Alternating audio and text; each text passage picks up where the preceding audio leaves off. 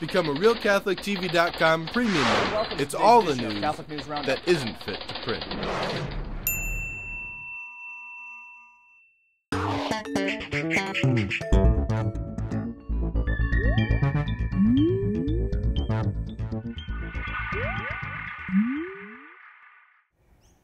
Hello everyone and welcome to The Vortex, where lies and falsehoods are trapped and exposed. I'm Michael Vorse, coming to you from Sydney, Australia, the NewTown area specifically.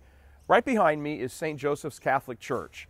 Since 1972, every Friday night at 8 p.m., a Mass has been going on here celebrating not the sacrifice and representation of our blessed Lord to the Father for the redemption of the world and the forgiveness of sins, but rather the celebration of homosexuality.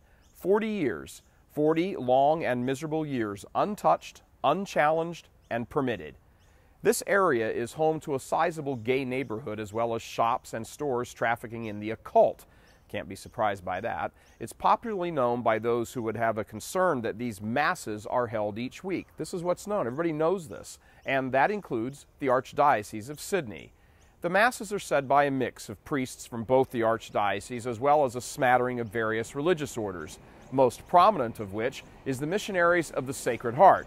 And as a side note, that's extremely ironic because the MSC, this order, was established to make reparation to the Sacred Heart, and here we have some of its priests saying these gay masses. But this blasphemy has been allowed to continue for so long that an entire culture has grown up here, a gay Catholic culture. The NewTown gay Catholics promote a gay rosary riddled with homosexual mysteries. Among their mysteries, a celebration of what they say are the gay partnerships of King David and Jonathan, Ruth and Naomi, and most disgusting and offensive of all, our Lord and Lazarus. There's also a decade dedicated to meditating on the blessings of being homosexual, as shown in the Gospel account of our blessed Lord encountering the two disciples on the road to Emmaus. Each year, Sydney is home to one of the world's most raucous Mardi Gras parades. Not willing to miss out on all the fun, the homosexual community here enters a Catholic float, which regularly makes fun of the Pope and the Church.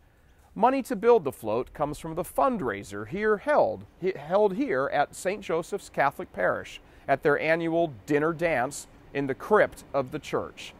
Now, if all of this seems unbelievable to you, and by the way it should, you can check it all out by going to their quite public and well-visited website. We've provided the link for no other purpose than for you to see for yourselves.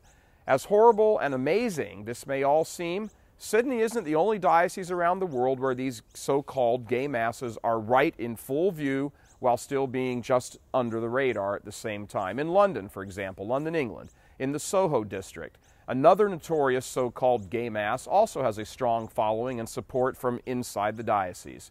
The Church of the Assumption and St. Gregory on Warwick Street in London holds the weekly blasphemy, totally free of any church restrictions, and has been doing so for years and years. We've attached a link to some private video shot inside one of the masses in London, where what appears to be a transvestite and a gay man are offering the intentions.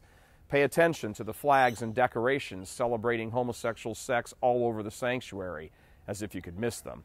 There are, of course, numerous examples of this in various dioceses all over the United States as well.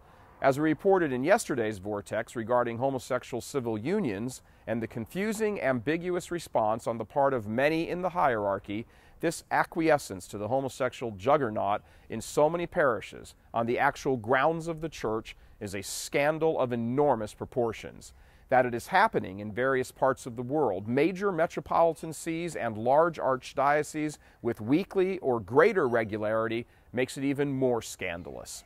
Back in the 1980s, the homosexual group Dignity was officially forbidden from gathering on church property and holding these blasphemous and sacrilegious masses.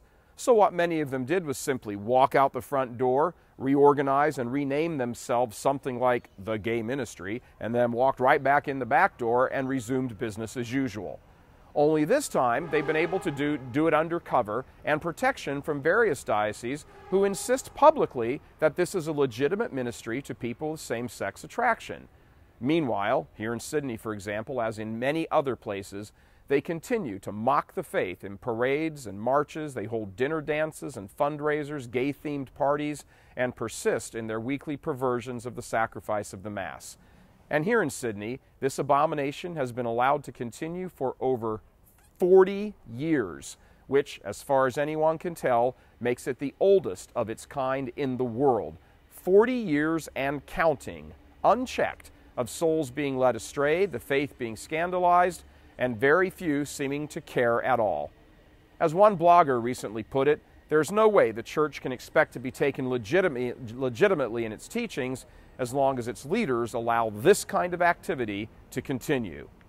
Two things that faithful Catholics can do about these sorts of scandals. First, make reparation by offering sacrifice for the sins of others. Remember that the supreme maxim of Christianity is that the innocent pay for the guilty.